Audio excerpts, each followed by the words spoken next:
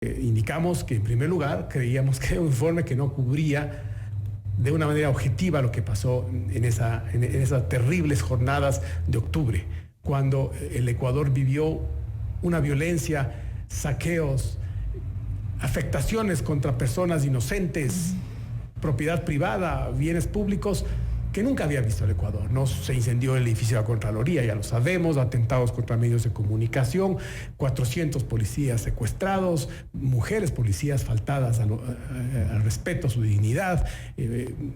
Lo terrible para el país, que la gente muchas veces deja pasar esto, que fue la destrucción de las instalaciones petroleras en la Amazonía ecuatoriana. Pensemos que eso pudo haber provocado una hecatombe con un estallido, incendios tremendos, afectación al medio ambiente.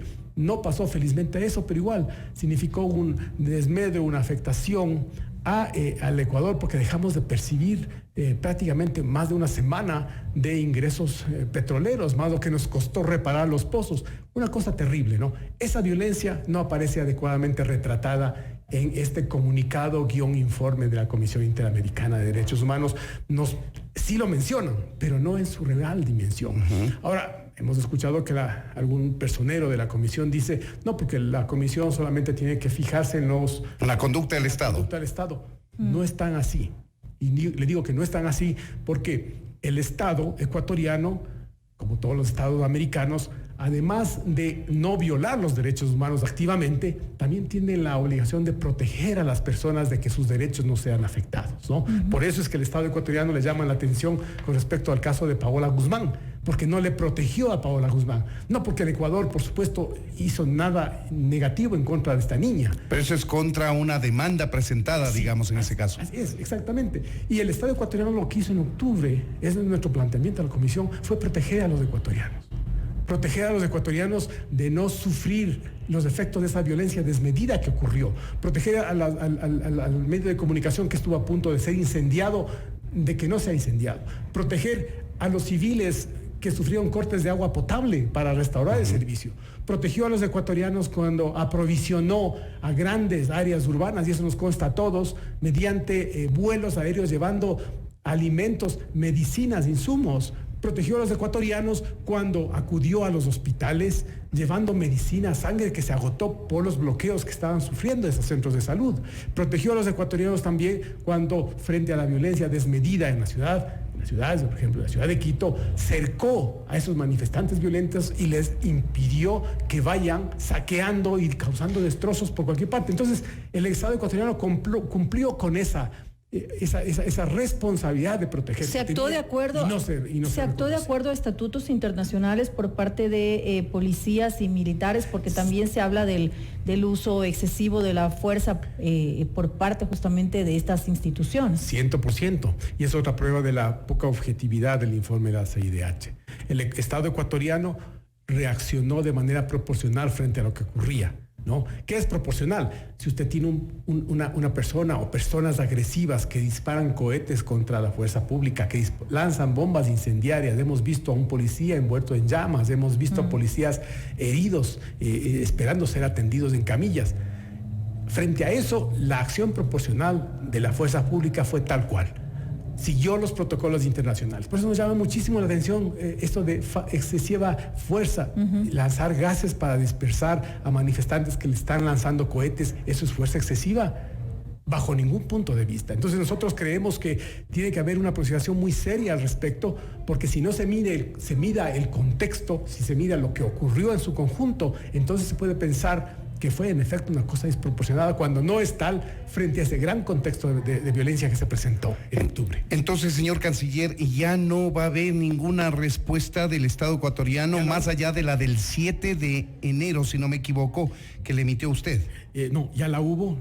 Yo envié, por supuesto, una carta muy detallada a la Comisión Interamericana de Derechos Humanos, que fue una carta preparada en conjunto de la Cancillería con otras entidades del Estado que también damos seguimiento al tema, ¿no? Con la Secretaría de Derechos Humanos, con la Procuraduría del Estado, con el Ministerio de Gobierno, la Policía Nacional, pero recientemente hubo la semana anterior nuestro comunicado donde poníamos estos asuntos, a un comunicado respondemos con otro comunicado, ¿no? Poníamos estas puntualizaciones que yo le estoy a usted manifestando. Ojo, también nosotros decimos algo que ha dicho y han dicho personeros del Estado ecuatoriano. Y hemos dicho, sí, en efecto, la fuerza pública, algunos agentes pudieron haber cometido excesos. Como casos aislados. Pero fueron casos aislados. No fue ni mucho menos la norma esos excesos que se produjeron. Ahora, de acuerdo a la ley ecuatoriana, porque aquí se trata de aplicar la ley, esos excesos, esos casos, esas situaciones tienen que ser procesadas por los jueces que evaluarán la conducta de sus servidores públicos y emitirán su dictamen. No podemos simplemente decir, fíjense, esto pudo haber ocurrido. No, tenemos que seguir el debido proceso, porque seguir el debido proceso es precisamente un derecho humano. Ahora, ¿qué efecto causa esta carta o esta respuesta formal del Estado ecuatoriano que dice remitió usted la semana pasada a la CIDH frente al informe que la CIDH presentó sobre los hechos ocurridos en octubre pasado? Sí, mire, lo que nosotros queremos y creemos que se debe hacer, por supuesto, es recibir los puntos de vista del Estado ecuatoriano. Son puntos de vista emitidos con apego a la realidad. Con apego a la realidad no solamente de lo que dice el Estado, sino de lo que fue el sentimiento de muchos ecuatorianos.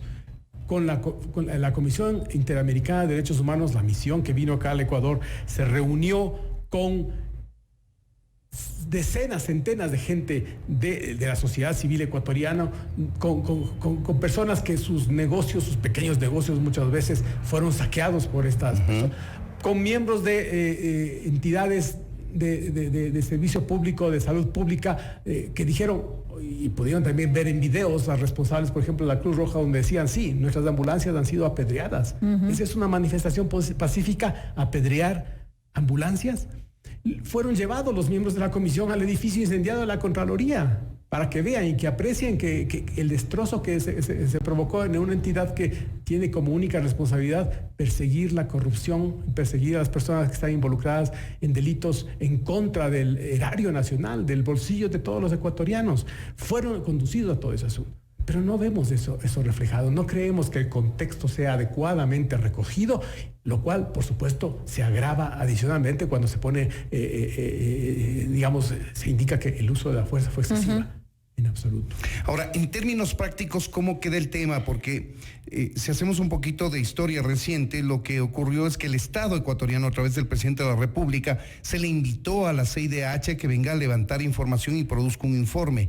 Eso hicieron durante 3 días aquí en el Ecuador, produjeron ese informe, pero al Estado ecuatoriano no le gustó ese informe porque no recoge, según su criterio, todo en perspectiva de lo ocurrido. Ustedes han cursado una nueva comunicación.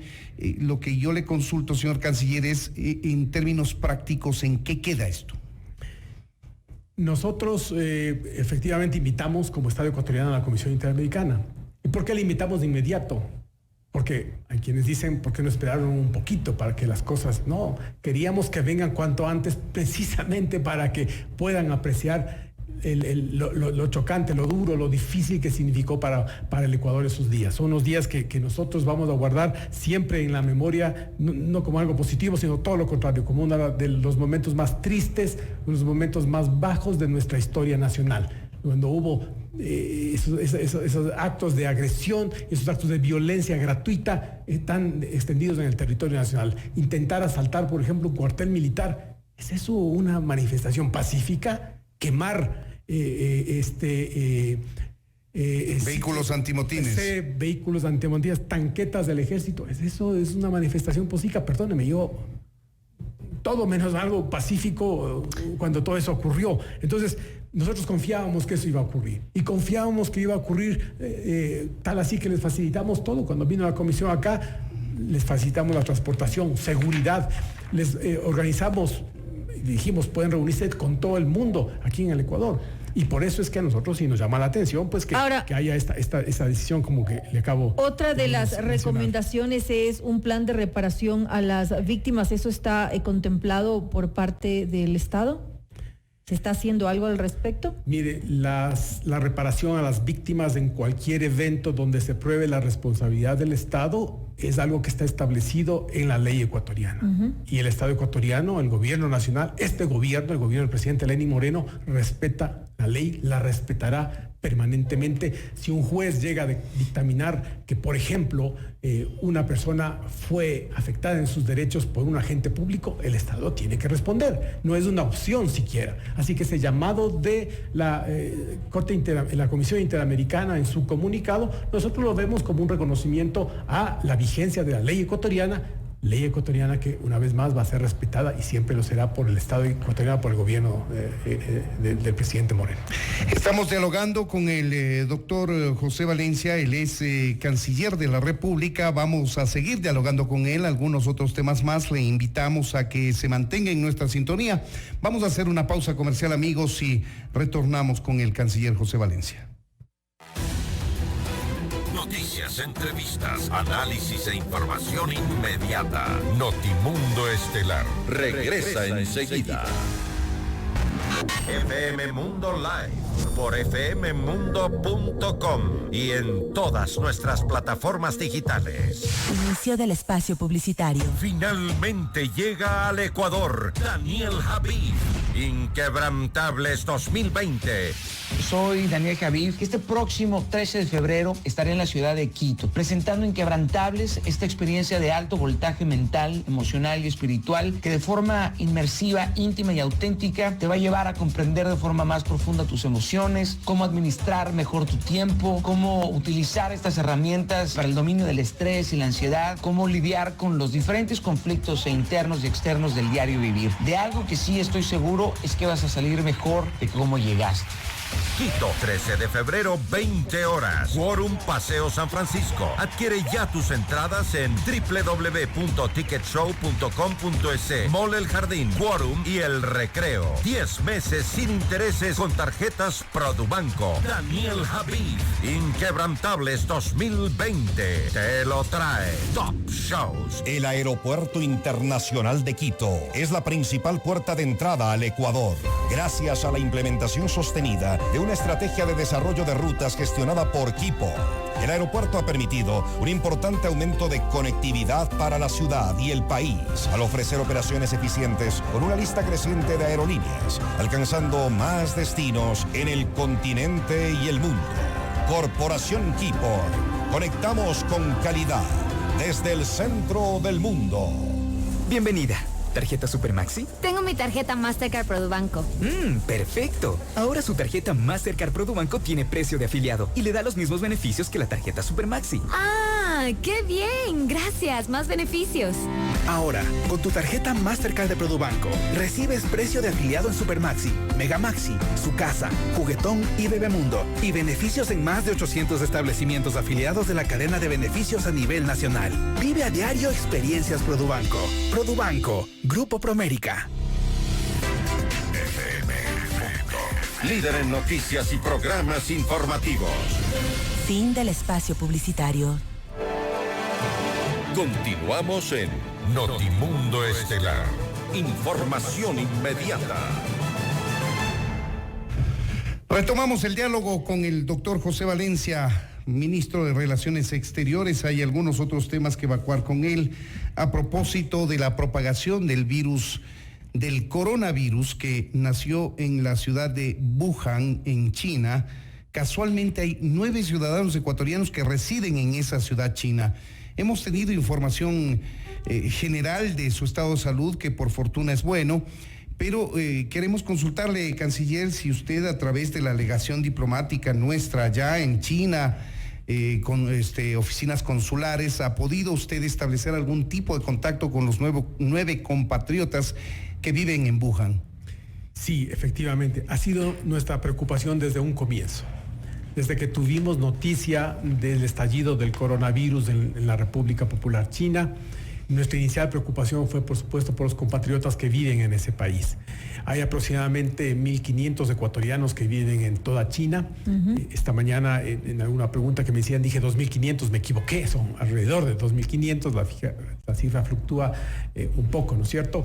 Pero en la zona, en la provincia de Hubei, cuya capital es Wuhan, ahí hay 9 estudiantes ecuatorianos.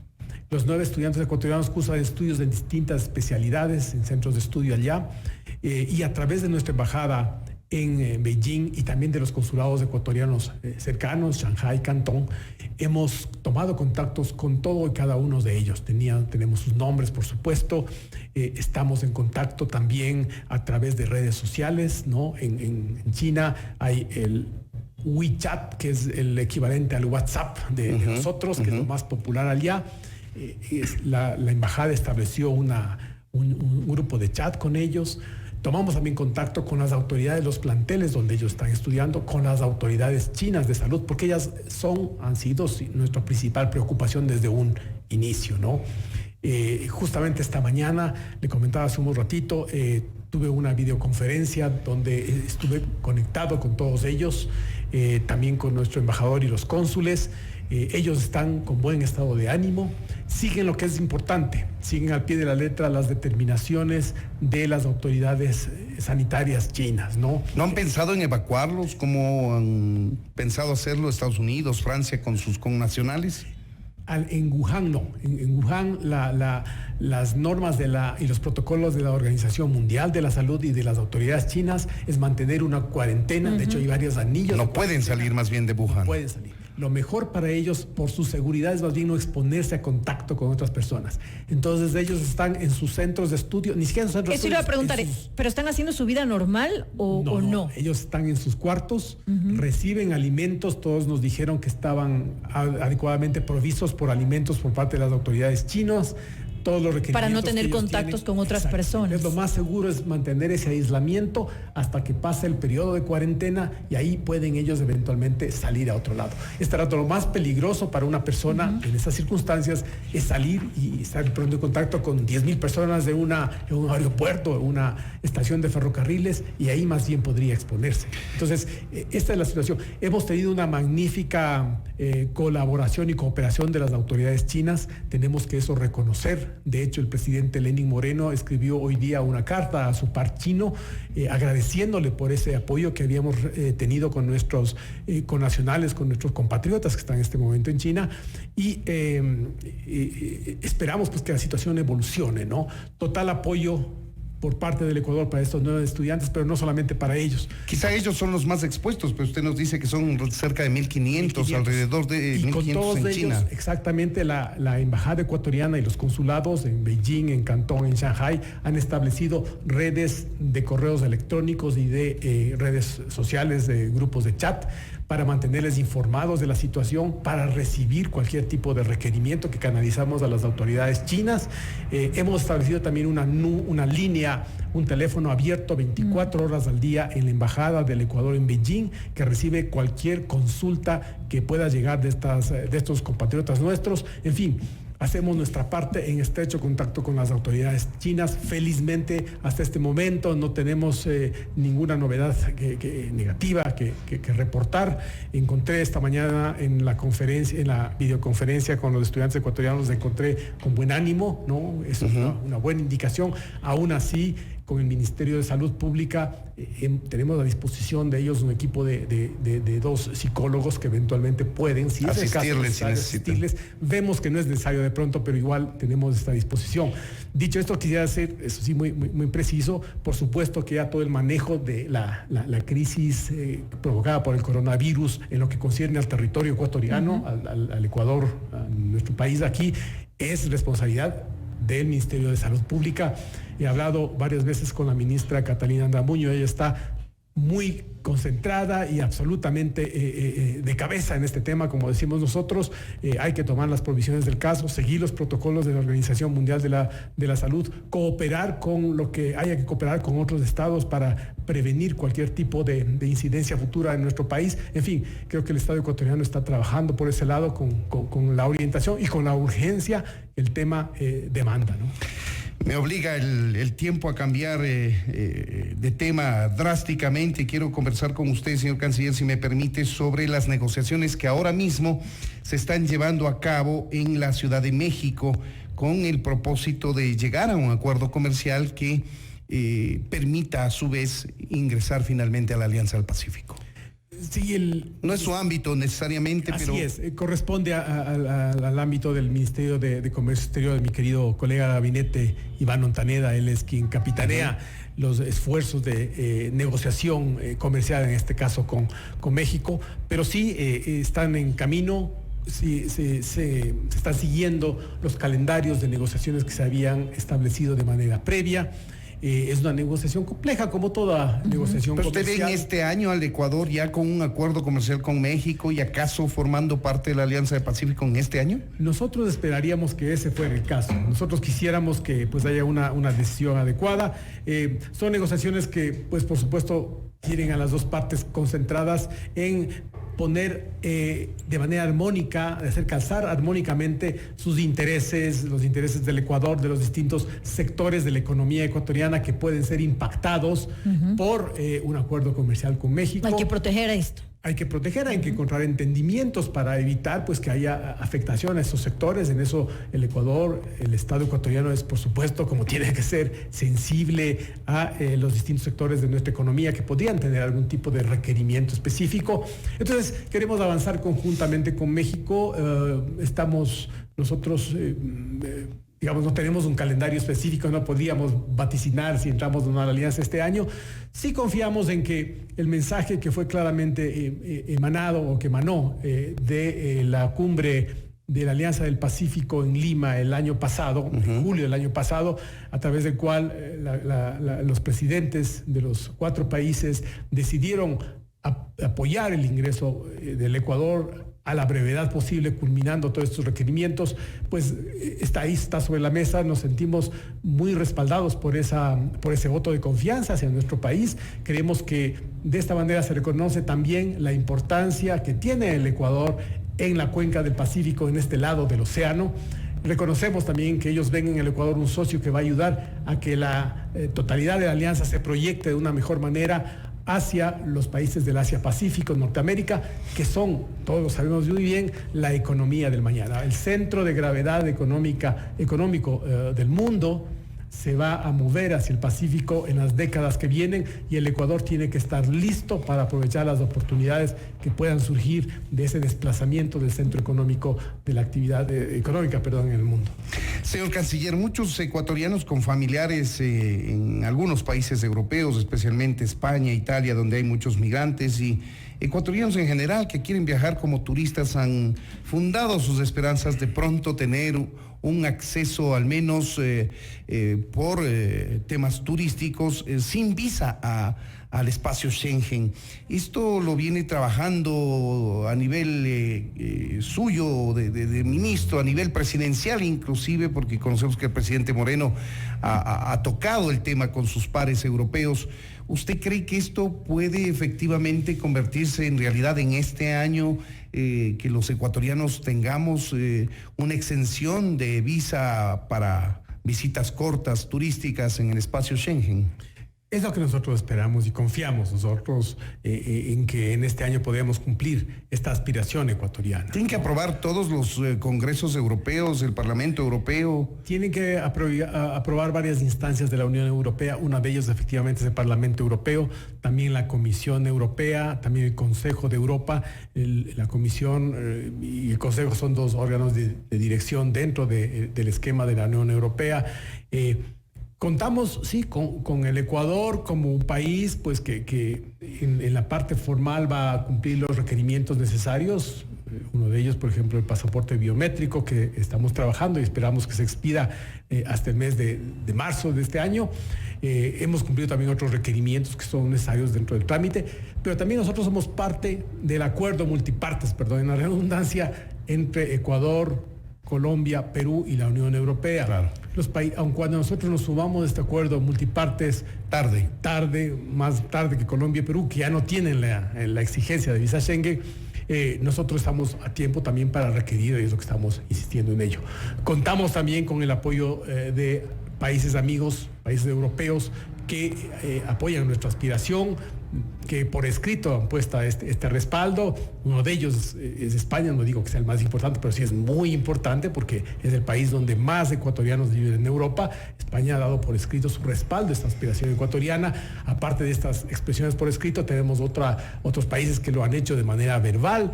Y en general no hemos encontrado tampoco ninguna oposición. Ningún país europeo ha dicho no, esto no. Y podría concretarse ya este año. Es lo que nosotros pensamos. Es decir, como varios países tienen que decidir al respecto, son 27 miembros de la Unión Europea, ahora que ha salido Gran Bretaña, ¿no? Sin embargo, pues confiamos en que estos elementos sean adecuadamente considerados y cuanto antes puedan reflejarse en una decisión de las instancias europeas. Se puede decir que por temas burocráticos tan solo el Ecuador no accede a este beneficio del acuerdo multipartes. Bueno, ahora tenemos que primero tener el pasaporte biométrico, eso sí es necesario en agosto, ¿no? Pero luego vendrán los trámites administrativos internos de Europa. Nosotros, por supuesto, respetamos como un país que es respetuoso del derecho internacional las decisiones de otros estados, pero continuaremos nuestra gestión. Tenemos un plan de trabajo por parte de la Cancillería ecuatoriana, por parte del gobierno nacional, para mantener constante la petición ecuatoriana y esperar que esta se pueda cumplir o se pueda cristalizar de manera oportuna. Se nos quedan varios temas en nuestra mesa de trabajo. Lastimosamente el tiempo nos impide, señor canciller, desarrollarlos. Queremos agradecerle por habernos atendido esta entrevista. Muchas gracias. Un gusto, gracias Freddy, gracias María del Carmen por su invitación. Siempre es un gusto estar por acá. Cuenten conmigo nuevamente cuando ustedes me lo digan. Hay WhatsApp. Claro que sí, muchas gracias. Esto es Notimundo, amigos, siempre bien informados.